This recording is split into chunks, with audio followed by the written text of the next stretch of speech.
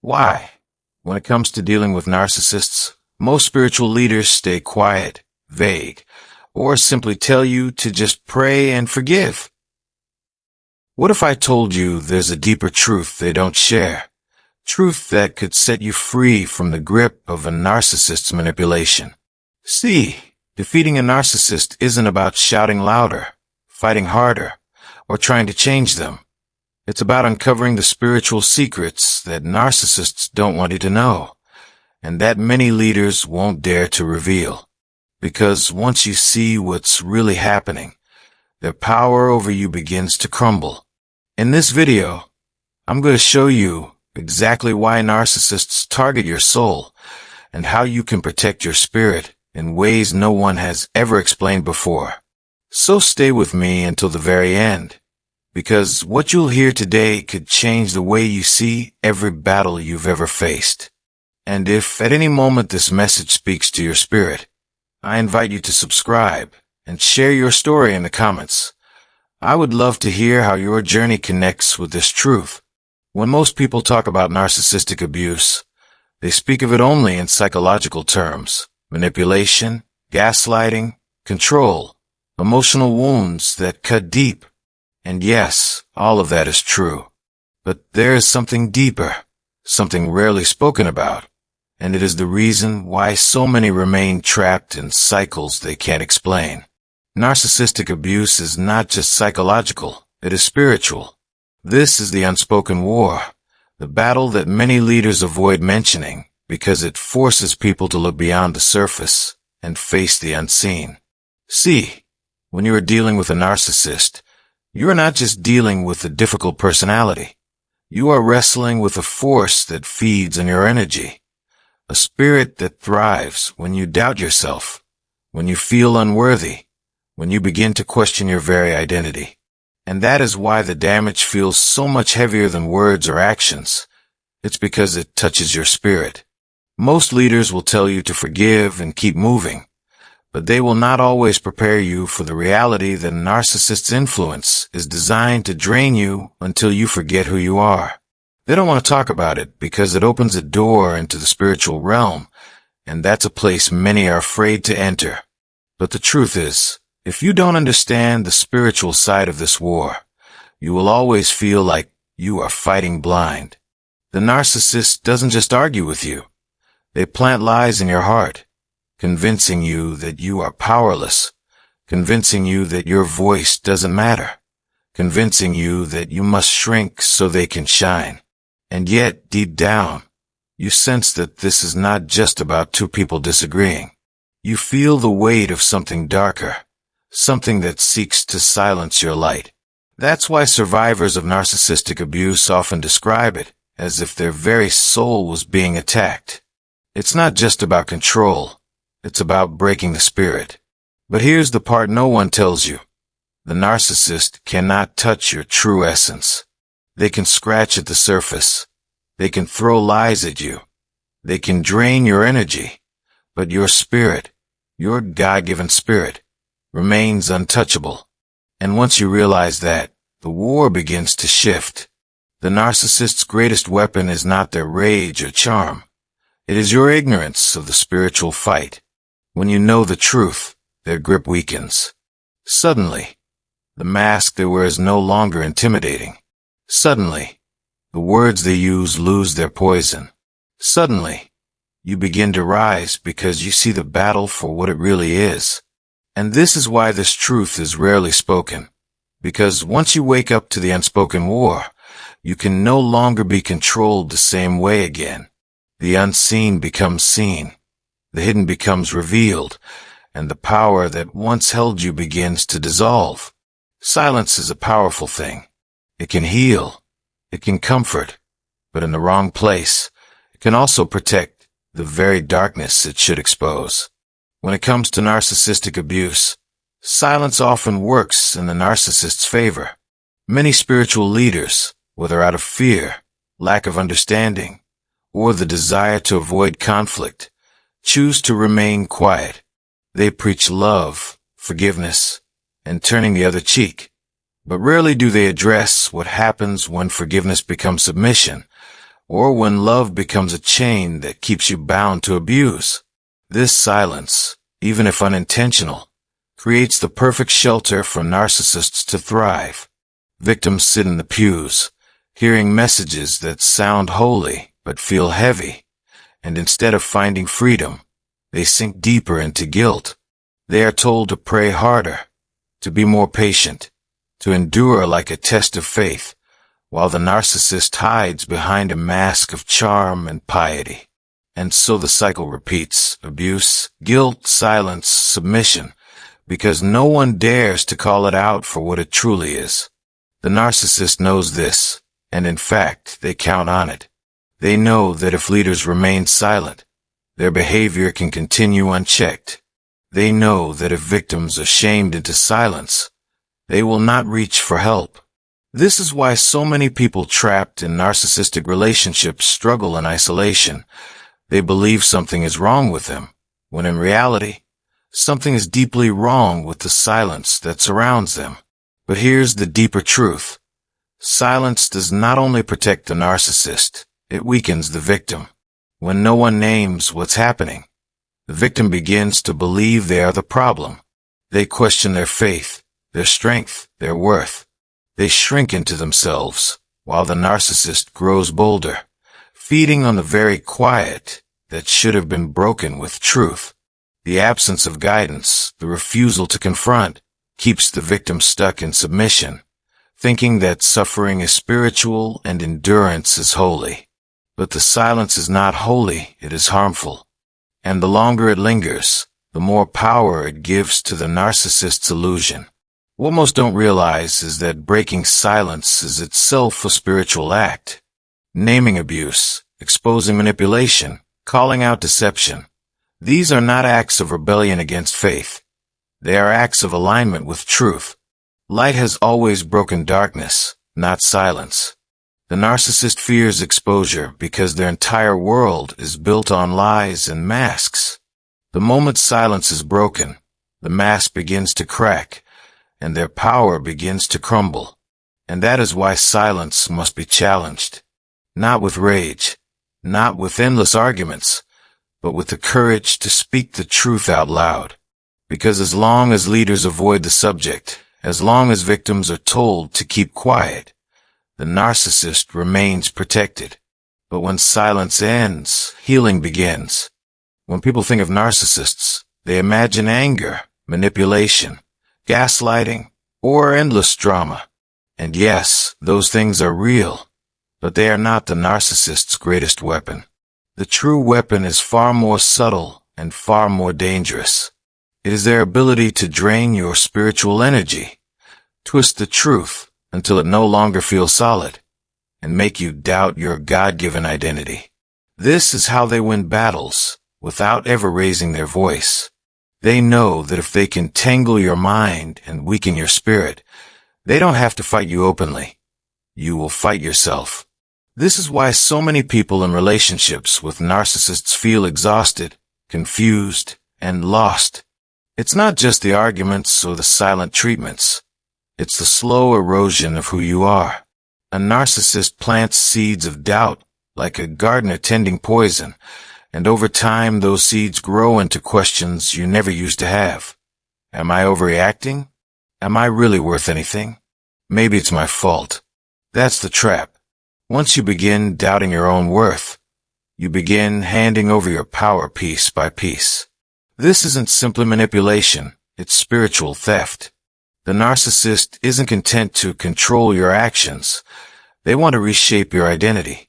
Because once your identity is shaky, you're easy to control. They twist truths into half-truths, mix kindness with cruelty, praise with criticism, until you can't tell where the light ends and the darkness begins. And as you stand in that fog, drained and uncertain, they feed off the very energy you're losing.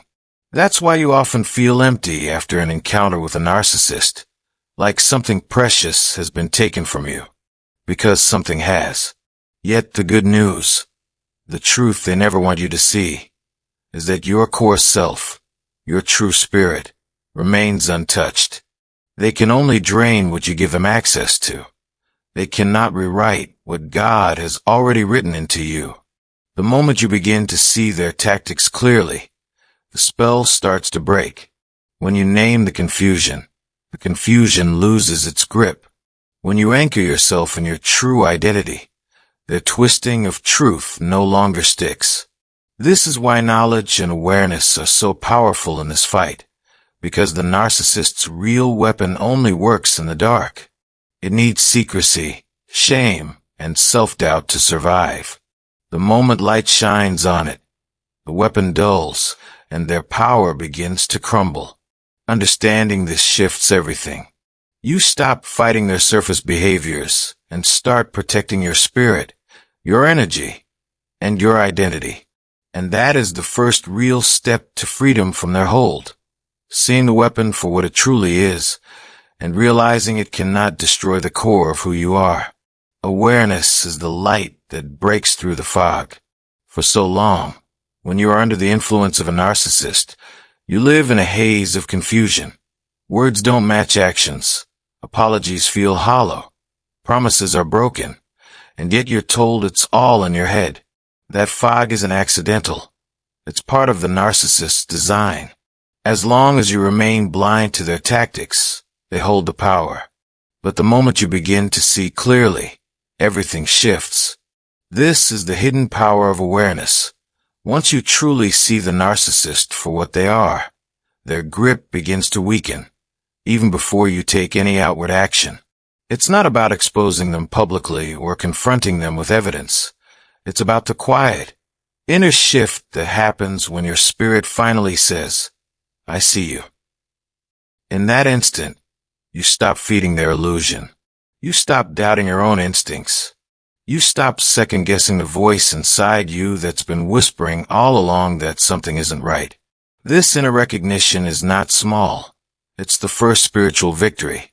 It's the moment you reclaim your energy and your mind. Awareness breaks the spell of manipulation because it forces truth into the places where lies have been living. It's like turning on the lights in a room that's been dark for years. Suddenly, the shadows lose their mystery, and what once seemed powerful looks small and weak. The narcissist thrives on secrecy, confusion, and your belief that they're more powerful than they are. Awareness destroys all three. It dismantles the pedestal you've been told to keep them on.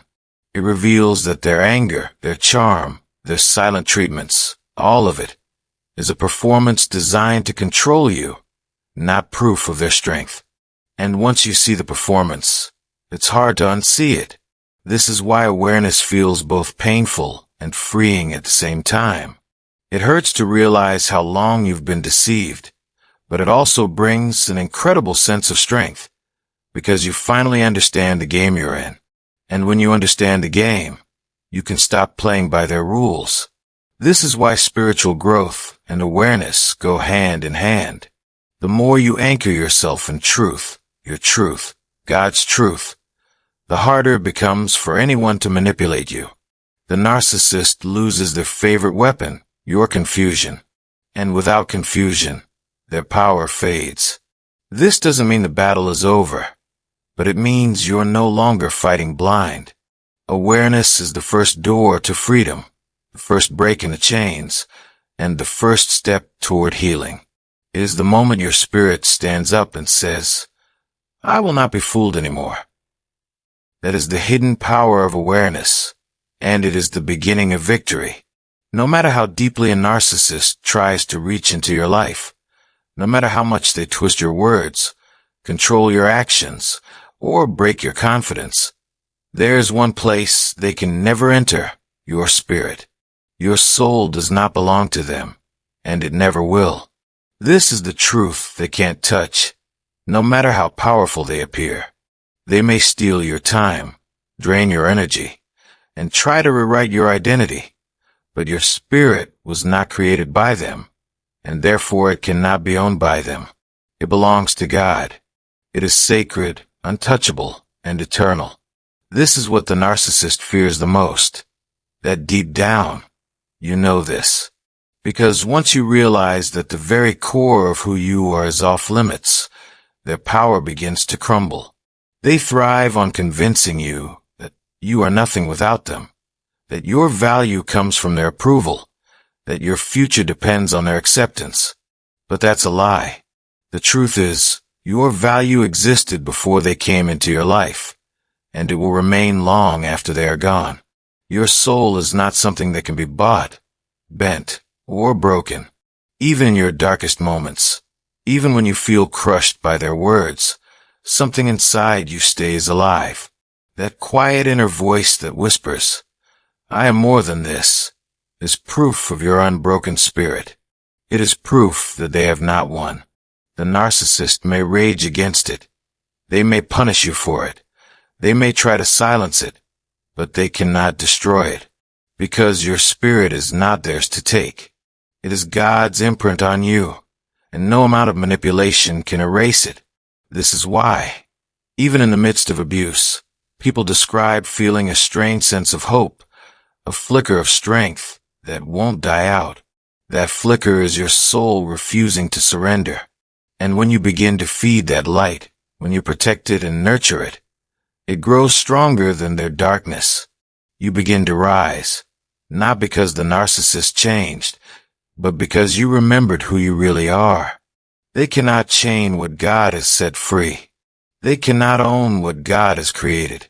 And this truth is not just comforting, it is power. It is the shield that makes you untouchable at the deepest level. Once you know it, you stop begging for freedom from the narcissist and start walking in the freedom you already have. They may still shout, they may still threaten, but their words bounce off a spirit that knows its source. And that is the ultimate defeat for a narcissist, to realize that no matter how hard they try, they will never own you, because your soul belongs to God, and that is a power they can never touch. When you step back and look at the landscape of faith communities, something stands out like a shadow no one wants to name. Week after week, people sit under sermons about forgiveness, patience, love, and humility. These messages are beautiful and necessary, but there's a strange silence when it comes to a certain kind of evil, an evil that doesn't always look like evil. Narcissistic abuse, spiritual manipulation, the draining of souls under the guise of authority or charm. Why is it that so many spiritual leaders avoid this topic? Some of the reasons are simple on the surface. They fear division. They fear backlash. They fear losing followers or financial support. To name a narcissist in the pulpit or in the pews could mean upsetting powerful people, splitting a congregation, or driving away longtime donors. So the safer path is to stay vague, to keep the message broad, to talk about sin and brokenness without naming the specific tactics that keep people bound. But underneath those surface fears is something deeper, something heavier. Many leaders do not want to confront the spirit behind narcissistic abuse, because it is not just a personality issue. It is a demonic influence that thrives in hiddenness. To call it out means to acknowledge that the battle is not merely emotional or psychological, but spiritual. And that admission takes courage, because the moment you step into the spiritual dimension of narcissistic abuse, you step onto a battlefield that requires more than polite sermons. It requires discernment, confrontation, and the willingness to stand in the uncomfortable light of truth. For many leaders, that's terrifying. It means risking their reputation to protect the wounded. It means confronting not only individuals, but systems, structures in churches, ministries, and communities that have allowed narcissists to climb into positions of influence. And those systems often protect the abuser rather than the abused. Speaking openly about narcissism in the church forces everyone to look at their own complicity, their own silence, their own unwillingness to see what's happening. It shatters the illusion that the problem is out there in the world while the church is safe and pure. That kind of honesty can make people angry. It can thin crowds. It can cause a pastor or spiritual teacher to lose status. So many leaders, even well-meaning ones, tell themselves it's better not to stir the waters. They preach love but avoid naming abuse. They urge forgiveness but avoid naming injustice. They encourage patience but avoid empowering victims. And in doing so, without realizing it, they create an environment where narcissists flourish. Another reason this topic is avoided is because narcissistic spirits are manipulative, not only in relationships, but in communities. A narcissist in leadership knows how to charm upward while punching downward. They present a spotless face to those in authority and a controlling one to those below.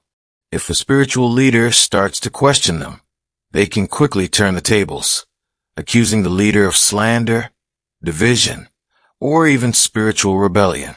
They know the right religious language, the right scriptures, the right performance of humility to disarm suspicion.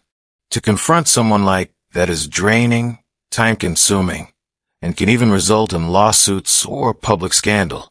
Many leaders simply do not have the emotional or spiritual stamina to handle it.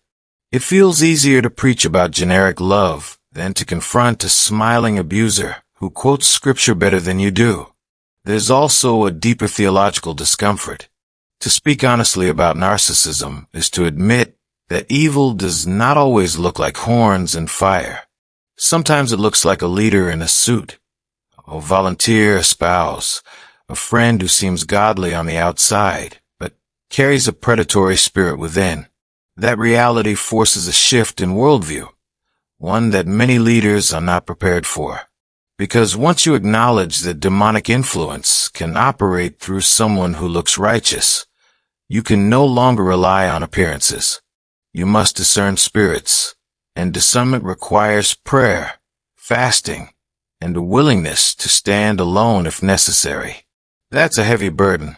It's much easier to stick to predictable messages and avoid the risk of spiritual warfare altogether. But this avoidance has a cost. The cost is the people sitting in the pews feeling unseen, unheard, and unprotected. They hear messages about grace, but go home to abuse. They are told to pray harder while their identity is being stripped away. They are counseled to submit when they should be counseled to stand up. In some cases, victims are even blamed for the abuse because no one is willing to acknowledge the predator in their midst. This is how silence becomes complicity. This is how communities become breeding grounds for narcissistic spirits while convincing themselves they are places of healing.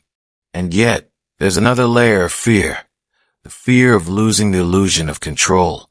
Many leaders are taught to maintain order, to keep the congregation calm, to present a united front.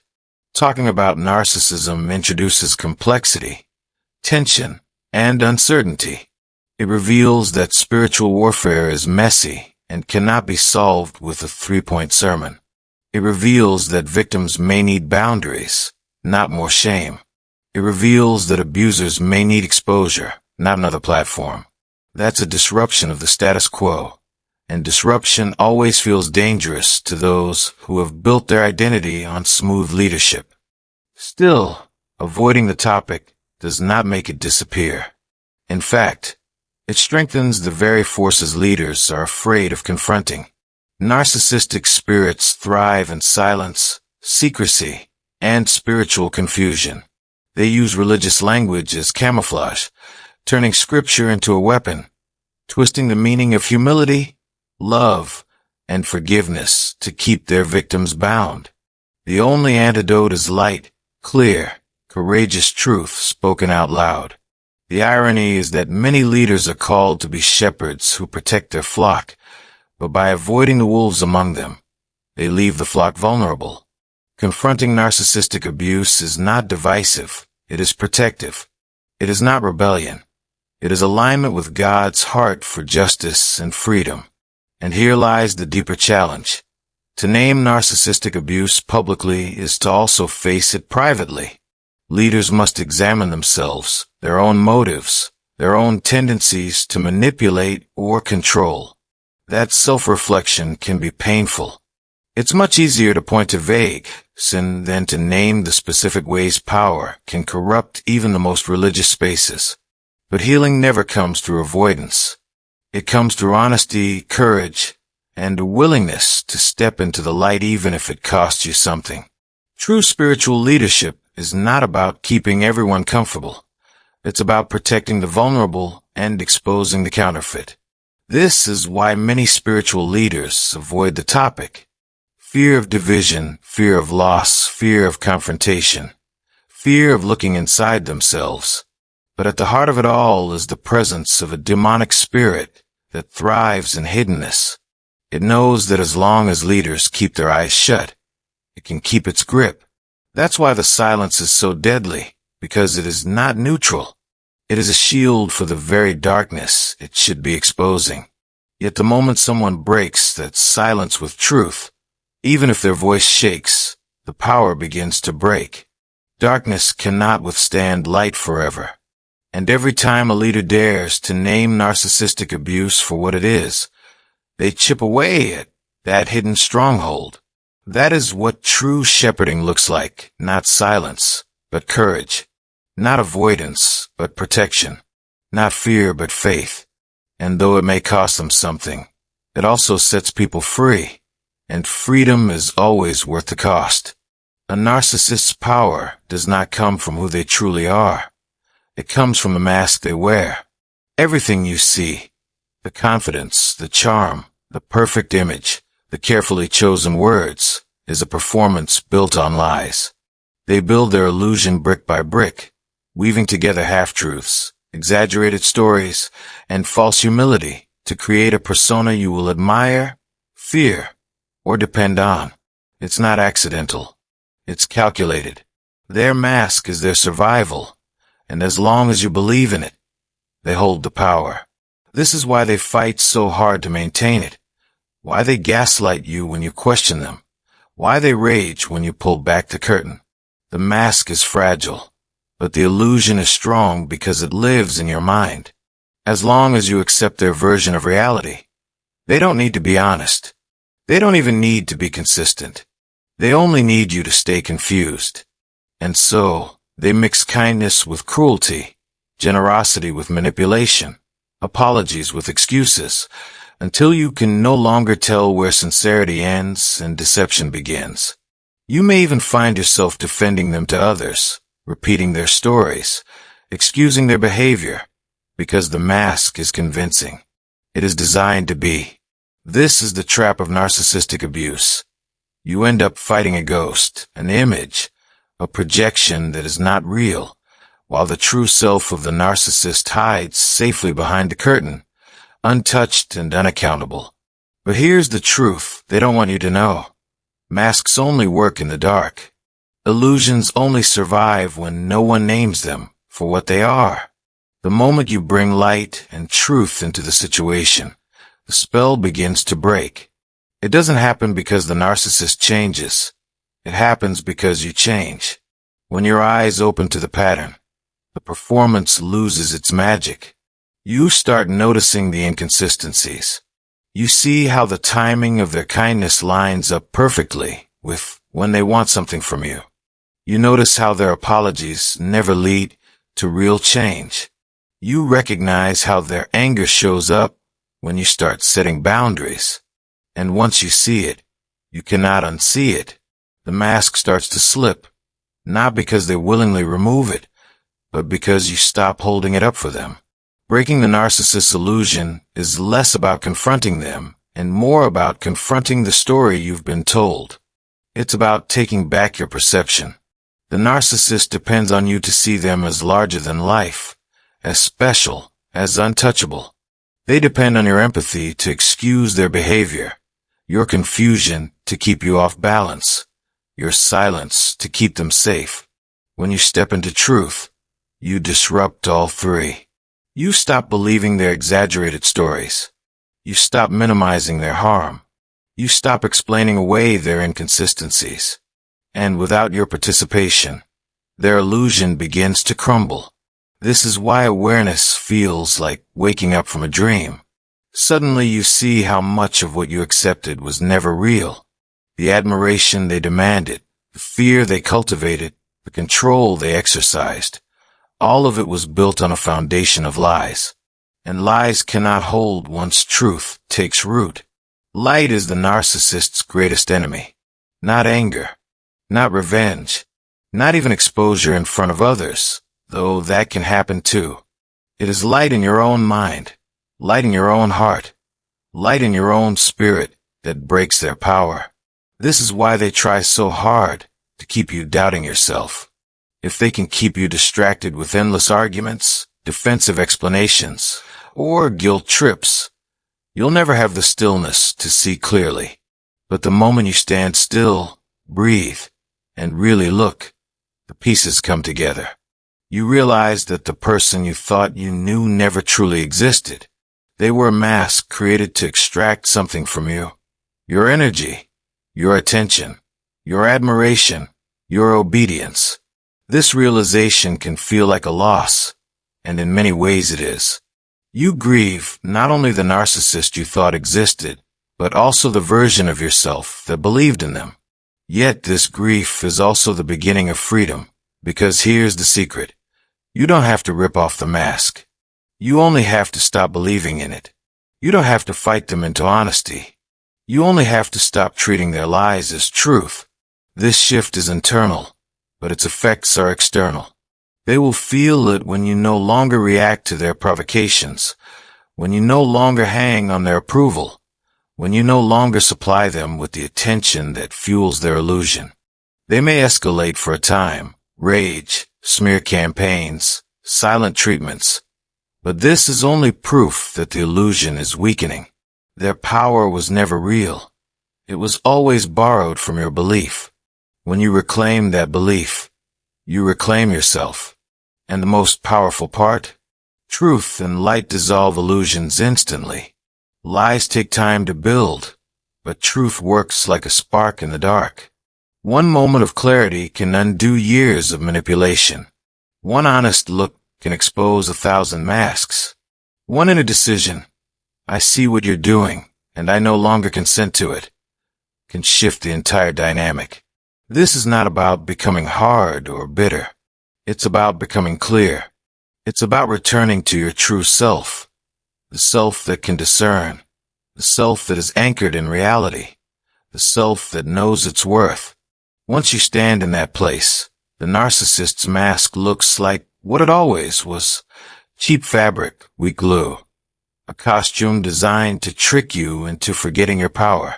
And that's why breaking the narcissist's illusion is the most important step in your freedom. It's not about changing them. It's about changing your vision. Once you see the mask, you can never again be fooled by it. You may still feel the sting of their behavior, but you will no longer be trapped by their story. Their power dissolves the moment you stand in truth and light, because darkness cannot hide from light. This is the quiet, inner victory that narcissists can't take from you. They can rage. They can blame. They can smear your name, but they cannot rebuild the illusion once it is shattered in your eyes. You are free, and the mask no longer holds. The secret armor you already have isn't hanging in a closet or hidden in a vault. It's been with you all along. Faith, prayer, and resilience are not just spiritual habits you practice on Sundays or during quiet moments. They are living weapons, forged in the fires of struggle, tempered by tears, and strengthened every time you refuse to give up. Narcissists may be skilled at manipulation, but they are powerless against true spiritual strength. They can twist words, rewrite history, and build illusions, but they cannot touch the inner fortress you've built in God. That fortress is your faith, your belief in something greater than their control, greater than their games, greater than their rage. Faith is not just a feeling, it's a shield. It blocks the fiery darts of their accusations and projections. It steadies your heart when they try to shake your confidence. It reminds you that your worth doesn't come from their approval but from your Creator. And because of that, their power stops at the edges of your soul. Prayer, too, is not just a ritual. It's not empty words or something you do to calm yourself. It's communication with the one who knows the truth even when you feel lost in lies. Prayer realigns your heart when the narcissist tries to distort your reality. It anchors you to truth when gaslighting tries to uproot you. When you pray, you're not just venting your pain.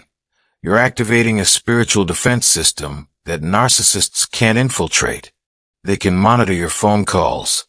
They can manipulate your friends, but they cannot eavesdrop on your prayers. They cannot stand in the presence of the God you call on. Every prayer you whisper, even the ones that feel weak, build a wall of light around you. It strengthens your discernment. It sharpens your spirit, and it exposes the schemes of those who want to harm you.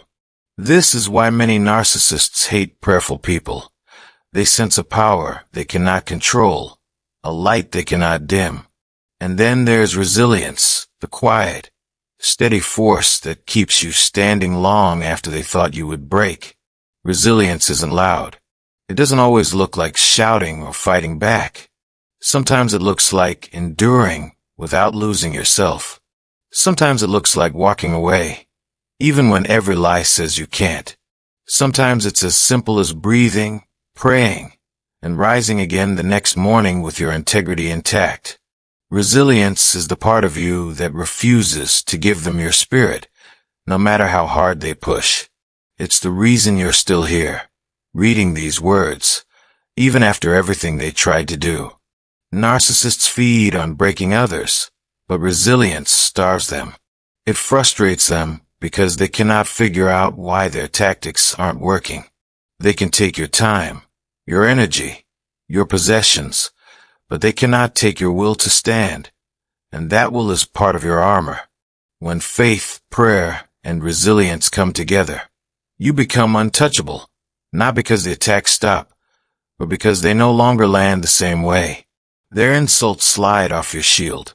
Their manipulation hits a wall of discernment.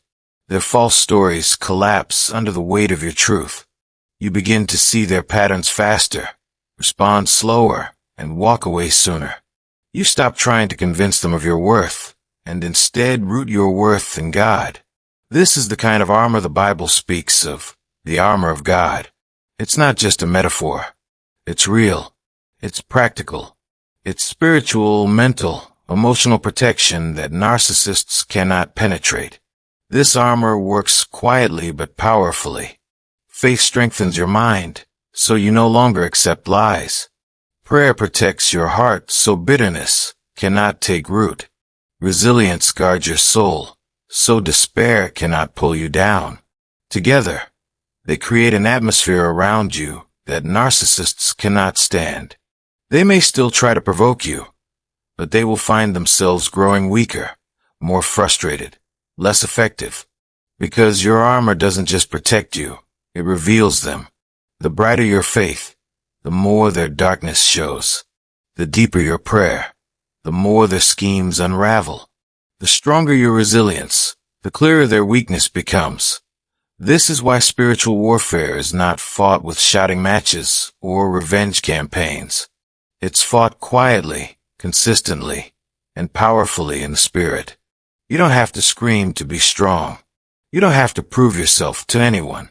You simply have to wear the armor you already have. Every time you choose faith over fear, you lift your shield. Every time you choose prayer over panic, you strengthen your defense. Every time you choose resilience over despair, you wield a sword they cannot take from you.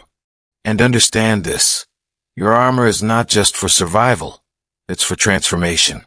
Faith doesn't just protect you from the narcissist, it reconnects you to your true self. Prayer doesn't just shield your heart, it softens it, heals it, and fills it with light, so you don't become what hurt you. Resilience doesn't just help you endure, it turns your pain into wisdom and your story into testimony. This is the secret they don't want you to know. Every attack they launch only polishes your armor. Every lie they tell only strengthens your discernment. Every betrayal they commit only drives you deeper into faith, prayer, and resilience. What they meant for harm becomes your training ground for victory. You may not feel strong every day. You may still have moments of doubt, tears, exhaustion. But strength is not the absence of weakness. It's the decision to keep showing up, keep praying, keep believing. It's the quiet refusal to let them write the ending of your story. And that refusal, the choice to keep going, is part of your armor too. So stand tall. You don't need to go looking for weapons. You don't need to buy books, memorize tactics, or learn how to beat them at their own game. The weapons you already have, faith, prayer, and resilience, are stronger than anything they can throw at you. They are not habits. They are spiritual technology. They are divine gifts. And when you use them, you don't just survive the narcissist. You rise above them. You step out of their story and back into your own. You stop reacting to their attacks and start living from your truth. This is what freedom looks like. Your armor may be invisible, but it's real. It has kept you alive this long. It has brought you to this moment. And it will carry you forward into a future where their power no longer reaches. That is the secret armor you already have. Wear it. Trust it. Strengthen it. Because no narcissist, no manipulator, no demonic spirit can stand against a soul that knows its worth, a heart rooted in prayer, and a spirit strengthened by resilience. The reason narcissists target the chosen ones isn't random, and it isn't about chance. It's spiritual. It's intentional. From the moment you entered their orbit, they sense something about you that you might not have fully seen in yourself yet. A calling, a light, a divine purpose that sets you apart. Narcissists are drawn to power, but not the kind you can measure in money or titles. They are drawn to spiritual power, to the energy of someone who carries destiny inside them. They see your kindness, your empathy, your resilience, and your unexplainable ability to keep rising even after being knocked down. They sense your potential to change not just your own life, but the lives of others. And because their entire existence is built on control and illusion, the very thought of someone walking in freedom terrifies them. You are a mirror that reveals their emptiness. Your light exposes their shadows. Your authenticity unmasks their false self. This is why, often without you even realizing it, they launch their attacks early, before you fully rise into your calling. They know they can't destroy your soul, so they aim for your confidence, your peace, your sense of identity. They try to plant seeds of doubt before you even know how powerful you are. They use manipulation to make you question your intuition, to silence your voice, to keep you small. Because if you rise, you become proof that their lies don't work. You become living evidence that freedom is possible. And that's what terrifies them most. So they use every weapon in their arsenal: gaslighting, smear campaigns, silent treatments, love bombing, to weaken you spiritually before you realize what's happening. They don't just want to hurt you. They want to intercept your destiny. They know if you step into your calling, you'll carry light into places they want to keep dark. But here's the deeper truth they don't want you to know. Their attacks are actually proof of who you are. Nobody wages war on something that isn't a threat. The level of opposition you faced is a clue to the size of your purpose. Narcissists don't invest their energy in people who pose no challenge. They seek out those with influence, empathy, and a spiritual spark. And ironically, their attacks can end up becoming the very thing that awakens you to your true strength. Because every time they try to break you and fail, your resilience grows. Every time they twist your truth, your discernment sharpens. Every time they push you down, you learn how to rise stronger. In trying to destroy you, they end up refining you. They become unwilling teachers, forcing you to set boundaries, to trust your inner voice, to lean on your faith, to discover the weapons you already carry. This is why chosen ones often emerge from narcissistic abuse not weaker, but stronger, wiser, and more anchored. The attacks you survived weren't proof of your weakness. They were confirmation of your significance. You carry something inside you that darkness cannot stand. And when you finally see this, their power begins to crumble. Their mission to stop you before you rise backfires, because the very pressure they applied became the training ground for your calling. You are not behind schedule. You are not too late. You are exactly where you need to be. The same God who placed that light inside you has also protected it through every storm. The narcissist's tactics may have delayed you, but they have not destroyed you. And they cannot. Because your destiny isn't in their hands, it's in God's. So if you've ever wondered, why me? Why did I attract this? Why did I have to go through so much pain? Understand this. It's not a punishment. It's a sign. It's proof that you're different, that you're chosen, that you carry something worth fighting for. Narcissists don't fight fair, but their fight is always rooted in fear, the fear of your rising. They sense it, even when you can't. And the more you heal, the more you realize that their attacks were never about your weakness, but about your power. They wanted to dim your light because they saw it long before you did. But they cannot stop what God has ordained. They cannot erase what God has written. And every attempt to silence you has only prepared you to speak with more authority. Every betrayal has made you more discerning. Every loss has made you more dependent on God, and therefore more powerful than they ever imagined. You are not defined by what they did to you. You are defined by the light they couldn't put out. This is why the narcissist targeted you. This is why you were attacked. But this is also why you will rise. Because the same spirit that drew them to you is the same spirit that will lift you beyond them. You are chosen. And no narcissist, no manipulator, no demonic force can stop you from stepping into the fullness of your calling. Their mission to break you will fail. In fact, it already has. Because you're still here. You're still rising. And your light is only getting brighter. The power of detachment is one of the greatest weapons you will ever carry in your spiritual life, especially when dealing with narcissists. Walking away isn't weakness, it's wisdom. It isn't cowardice, it's a strategy. Detachment is not about indifference or coldness. It's about reclaiming your power, your peace, and your identity from someone who was never meant to own them. Narcissists thrive on energy. They thrive on reactions, emotions, attention, and access. Every insult, every manipulation, every provocation is bait meant to pull you back into their cycle, because the cycle feeds them. It fuels their false sense of self.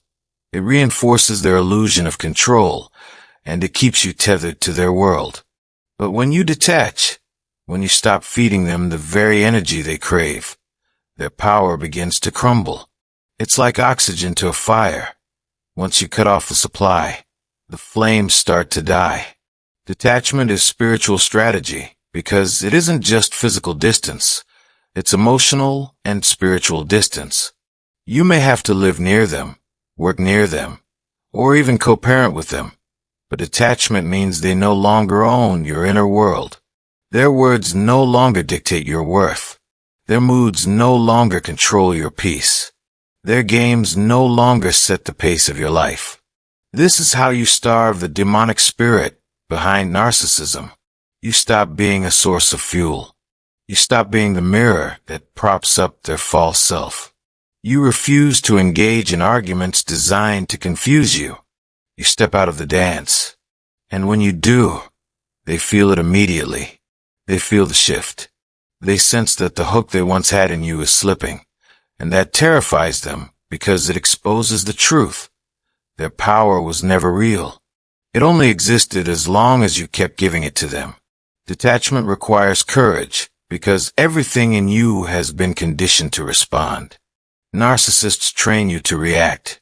They use love bombing to hook you, guilt to bind you, rage to intimidate you, and pity to reel you back in. Detachment means breaking all those patterns, not with revenge, not with shouting, but with silence, boundaries, and peace. It's refusing to enter the ring, no matter how loudly they provoke you. And at first, it feels unnatural. It feels like you're losing. It feels like you're letting them win. But the opposite is true. Every moment you stay grounded instead of reactive, you're winning. Every time you walk away instead of explaining, you're winning. Every time you guard your peace instead of defending your name, you're winning. Because you're teaching your nervous system that you're free, and you're teaching your spirit that their chaos is not your home anymore. There's deep spiritual power in this kind of detachment because it aligns you back with God's truth about who you are. You stop fighting to be understood by someone who never wanted to understand you. You stop trying to heal someone who benefits from staying broken. You stop sacrificing your peace on the altar of their approval. This is why detachment isn't passive. It's active spiritual warfare. It's cutting off the supply line to the demonic spirit that's been using the narcissist as a vessel. Scripture says, resist the devil, and he will flee from you. Detachment is resistance. It's the refusal to play their game. And just like darkness cannot stay where there is light, manipulation cannot stay where there is no reaction. The more you detach, the weaker their grip becomes.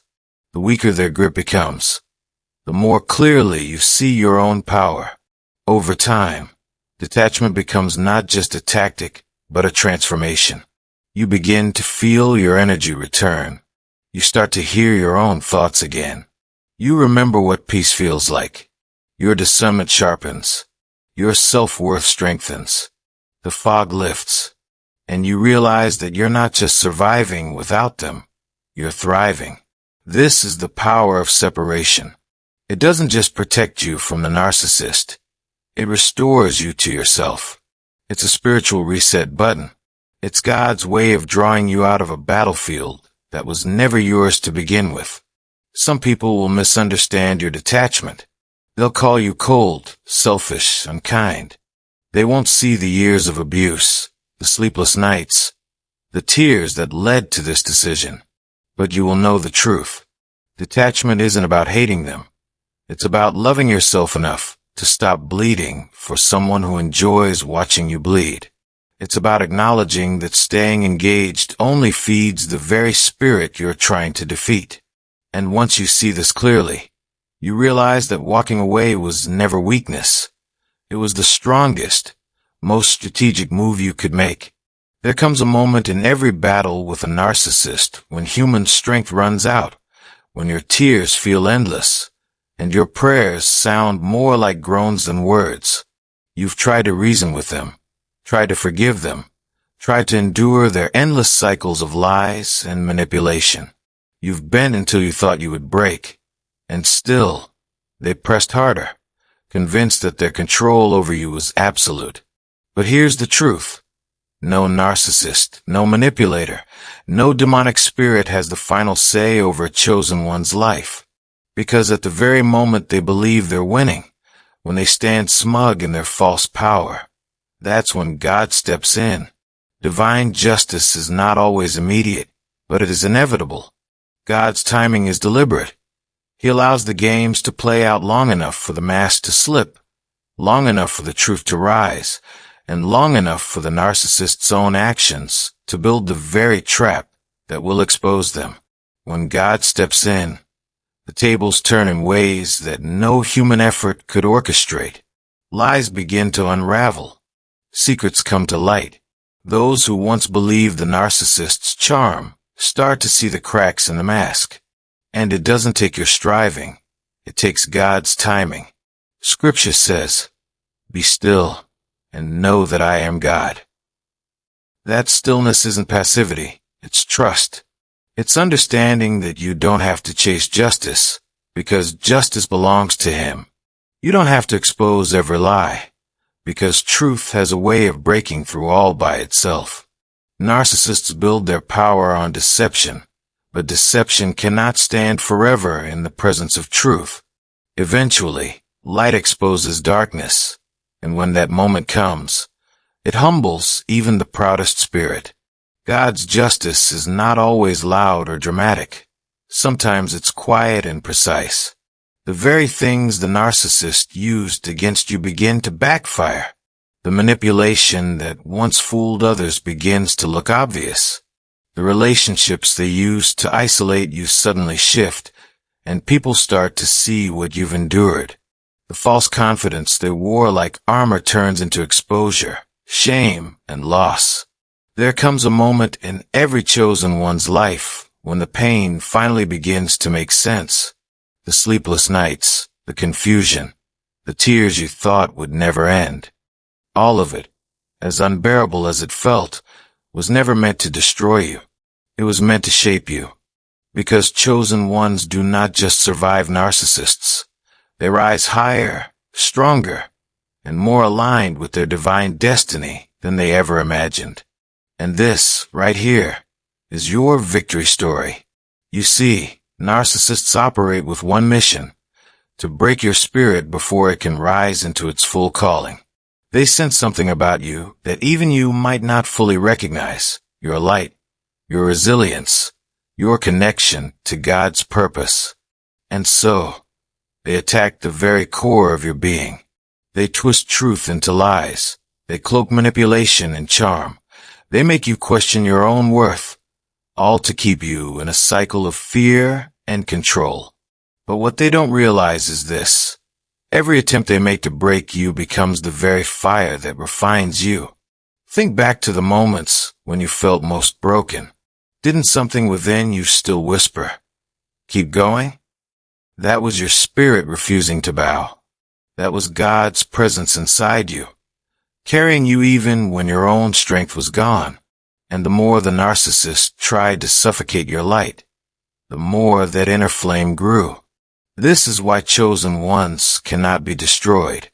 Yes, you may bend under the weight of betrayal, but you will never break. Your story is living proof that the human spirit, when anchored in divine purpose, cannot be owned, cannot be erased, and cannot be silenced. The victory isn't only in surviving what was meant to crush you. It's in what happens after. You begin to see life differently. Where once you tolerated disrespect, now you demand truth. Where once you second-guessed yourself, now you walk in clarity. Where once you carried shame, now you carry wisdom. This transformation is not something you learn in a book or hear in a sermon. It's forged in the furnace of experience, where God meets you in the dark and reminds you who you are. Narcissists thrive on illusions. They wear masks, and for a time, those masks seem powerful. They appear untouchable, always one step ahead, always admired by the world around them. But chosen ones carry something far greater: the ability to see beyond the mask. And once you see, you cannot unsee. Awareness is your first victory. Truth is your second, and detachment is your third. Because walking away, closing the door, refusing to feed their need for control, that is how you reclaim your power. And each step of separation is not just an escape, it's a declaration. My spirit belongs to God, not to your games. And then something incredible happens. As you heal, as you rebuild, as you step back into your true self, you begin to rise. You discover gifts within you that you never knew you had. Strength, resilience, empathy, discernment, qualities that were sharpened in the fire of narcissistic abuse now become the very tools you use to step into your destiny. What once felt like a curse transforms into preparation. What once felt like loss transforms into growth. The very battle meant to destroy you becomes the foundation of your breakthrough. This is why chosen one stories are never stories of defeat. Yes, there is pain. Yes, there are scars. But scars are not signs of weakness. They are proof of survival. They are proof that you endured what others could not, and you came out alive, stronger and wiser. They are proof that the narcissist's plan failed. And here's the truth that cannot be denied. No narcissist, no lie, no mask, No manipulation has the power to erase God's purpose for your life. What is written for you will always rise, even when the enemy tries to bury it. And in time, something else happens, justice. Narcissists may think they walk away untouched, but divine law does not fail. What is done in darkness will always come to light. What is stolen will be restored. What is broken will be healed. And as God lifts you higher, the narcissist's mask will inevitably crack. Their empire of lies will collapse, and their false power will wither away. Because no spirit built on deception can stand against truth forever. And your life, your story, becomes the living testimony of that truth. Your victory story is not just about overcoming one person. It's about stepping into a new chapter of who you were always meant to be. It's about realizing that you are not defined by your wounds, but by your healing. It's about walking in confidence, no longer afraid of what others think, no longer chained by fear, no longer silenced by manipulation. You rise because your destiny requires it. You rise because the world needs your light. You rise because God's hand is on your life, and no one can remove it. So let this be your reminder. You are not a victim. You are a survivor. More than that, you are a warrior. You are chosen. And your story, no matter how painful its beginning, will always end in victory. The narcissist did not win, cannot win, and will never win. Because your spirit is untouchable, your purpose is unstoppable, and your destiny is written in light, not in darkness. This is your victory story, and it's only just beginning.